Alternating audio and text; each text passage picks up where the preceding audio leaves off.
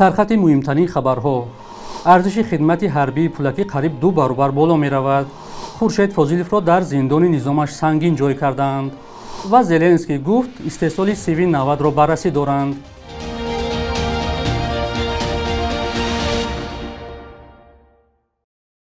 درود بینندگان عزیز، برنامه نویدی بامدادی است که با آخرین خبرهای تاجیکستان و جهان از استودیوی دوشنبگی رادیوی آزادی تقدیم می شود. امروز 21 اوگوست است. از 1 سپتامبر سال 2023 ارزش خدمت حربی آلترناتیوی در تاجیکستان از 28560 سومانی به 51000 سومانی بالا می رود. در این باره قرار حکومت تاجیکستان رسما نشر شده است. بر اساس این قرار نرخ خدمت حربی پولکی 750 نشان دهنده برای حساب‌ها یعنی 51000 سومانی بالا خواهد رفت. فعلا در تاجیکستان یک نشان دهنده برای حساب‌ها 68 سومانی است.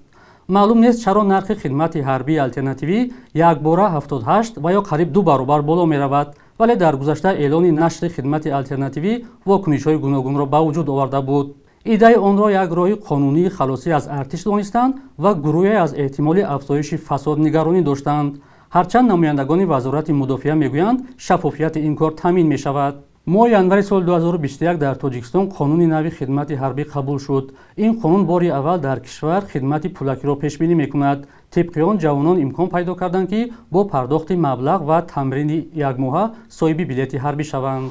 خورشید فاضلوف خبرنگار محکوم شده تاجیک را در زندان نظامش سنگین شهر خوجند جایگیر کردند. یک منبع در سرایاست محبس‌های وزارت عدلیه روز 20 اوگوست گفت فاضلوف در اول ماه اوگوست از بازداشتگاه موقتی به این زندان انتقال یافت. مدت کارانتین انجام شد و او دوره جزا را پس سر می‌کند. افزود مصاحبه ما. خبرنگار مستقل خورشید فاضلوف در ماه مارت امسال بازداشت و روز 26 می به 7 سال زندان محکوم شد. پیوندانش گفتند مقامات او را با همکاری با سامانه اخبار که 3 سال باز فعال نیست گناهکار دانستند. خودش گفت که اگر گناه را به گردن نمی‌گرفت نصف آدم میشد. وکیلان مدافعش خواسته بودند که قضیه خورشید فاضلوف بازنگری شود و خبرنگار آزاد کرده شود. رئیس دادگاه عالی تاجیکستان روز 14 اوگوست گفت شکایت رد شد.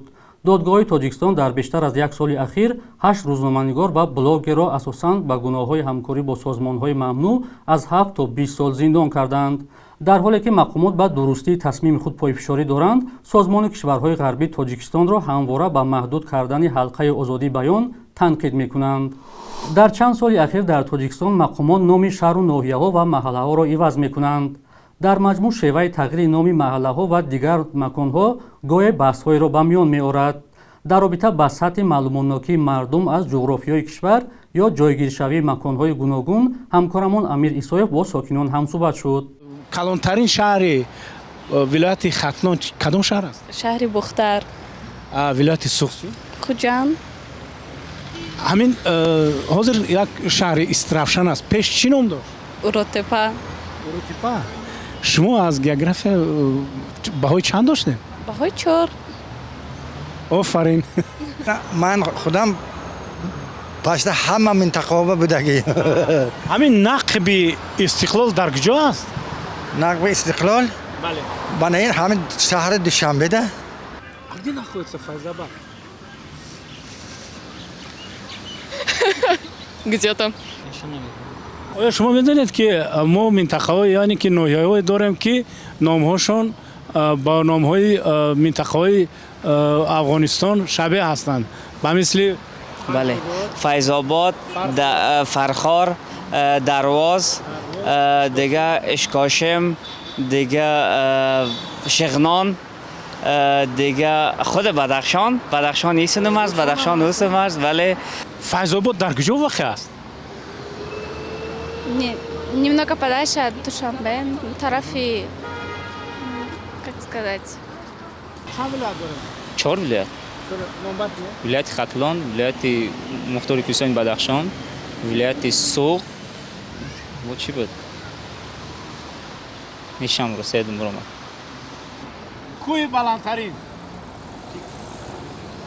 کی پیک کمونیسم. پیک کمونیسم. حالا چی نام داره؟ حالا استقلال. وقتی که ما میخونیم قلای برنامه کمونیسم بود 7495 متر از سطح بر و ولی برنامه شاه اسماعیل سامانی است. یک شهر است شهرچه به نام لیوکند. نام پیشترش رو میدونید؟ این چند بار نامش عوض شد. نام اولش زمانی شوروی کلیلیناباد بود، بعد سربند نام کردن، حالا لیوکند. اصلا یا نادرست میگن لیوکند، این اصلا کند است، شهر از قدیم مونده. یک موضوع است به نام استقلال. این نام برای ما پسند نیست، زیاد استفاده شده است. همه جای استقلال های، هم میدان استقلال، هم کمانده فوتبال استقلال، هم بینا، هم میدان، هم جا باید یک نام گذاشته شود که نام اصلا باید که تاجیکی پارسی باشد.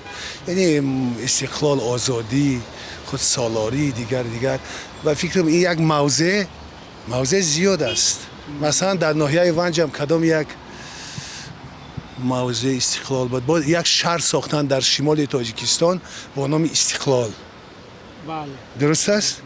همین گونه نام ها بسیار میخرن. نماباد در یک قریب که هر یک باید که نام ها گلچین کرده شود، خیلی مثلا دلبزن نشوند. نام ها خیلی دلبزنند. از یک وحدت هزار جا وحدت، از دهه وحدت، شهر وحدت، بینای وحدت، شرکتی وحدت.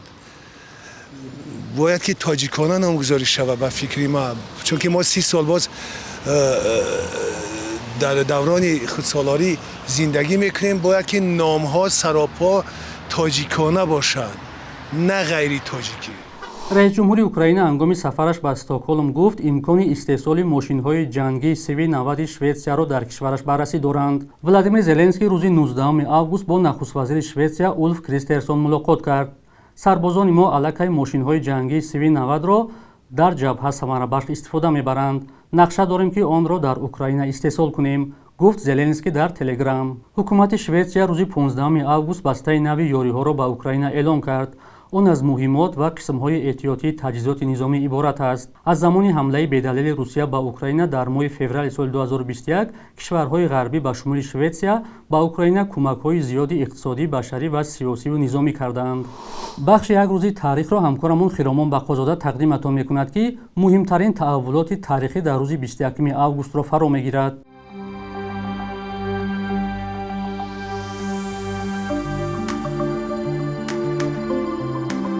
21 августи соли 1991 аз як талоши табаддулоти давлатӣ пешгирӣ шуд, ки дар таърих бо номи ГКЧП монд. 19 августи он сол гурӯҳи раҳбарони ҳизби таҳти сарварии ноиб президенти СССР Геннадий Янаев ба ҳабси хонагии президенти ин кишвар Михаил Горбачёв дар осоишгоҳи фароси Қрим дастур доданд ва хостанд ҷилави давлатдориро ба дасти худ гиранд.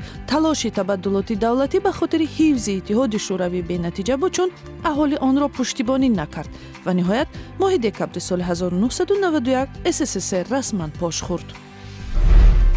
21 августи соли 2004 шӯрои уламои Тоҷикистон намозгузории занонро дар масҷидҳо макрӯҳ эълон кард ва баъди ин намозгузории занҳо танҳо дар шароити хона иҷоза дода шуд. мухолифон гуфтанд чунин қарор хилоф бо қонунҳои шаҳрвандӣ, башарӣ ва мазҳабӣ мебошад, чун ҳаққи ибодату намозхонӣ барои ҳама аъзои ҷомеа озод аст. 21 августи соли 2008 дар бозиҳои тобистонаи олимпӣ дар Пекин гӯштигири Юсуф Абдусаломов нахустин медали нуқраи бозиҳои олимпиро дар таърихи истиқлолияти Тоҷикистон ба даст овард. Абдусаломов соли 1977 дар ҷумҳурии Доғистони Федератсияи Русия таваллуд шуда Тоҷикистонро дар мусобиқаҳои бонуфуз намояндагӣ кардааст. صبح امروز در بانک‌های تجارتی تاجیکستان 1000 روبل روسی تا 117 و 100 دلار آمریکایی باشد تا 1097 سومانی ارزش دارد. قربی رسمی بانک ملی تاجیکستان برای امروز چنین تعیین شده است.